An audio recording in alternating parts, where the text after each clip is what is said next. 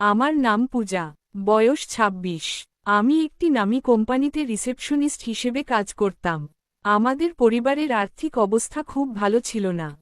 বাবার অসুখ, ভাইয়ের পড়াশোনা, বাড়ি ভাড়া, সব মিলিয়ে আমার উপর বিশাল দায়িত্ব ছিল। আমার বস প্রথম থেকেই আমাকে আলাদা নজরে দেখতেন। প্রথমে ভেবেছিলাম তিনি হয়তো সাহায্য করতে চান।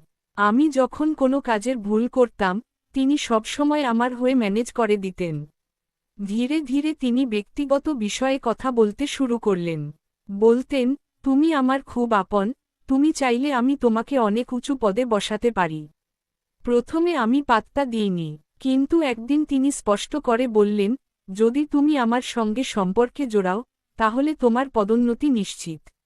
তোমাকে গাড়ি, ফ্ল্যাট সব দেব। আমি স্তব্ধ হয়ে গিয়েছিলাম। সংসারের চাপ আমাকে দুর্বল করে ফেলেছিল। কয়েকবার এড়িয়ে গেলেও একসময় ভেঙে পড়লাম। ভেবেছিলাম অন্তত আর্থিক কষ্ট থেকে মুক্তি পাব। আমাদের সম্পর্ক শুরু হলো, তবে সেটা ছিল কেবল শারীরিক। ধীরে ধীরে আমি বুঝলাম উনার চোখে আমি কেবল এক খেলনা। উনি বলতেন, ভালোবাসা আমার স্ত্রীর জন্য, তুমি শুধু আমার আনন্দের জন্য। আমি প্রতিবাদ করলে উনি হুমকি দিতেন চাকরি থেকে বের করে দেবেন।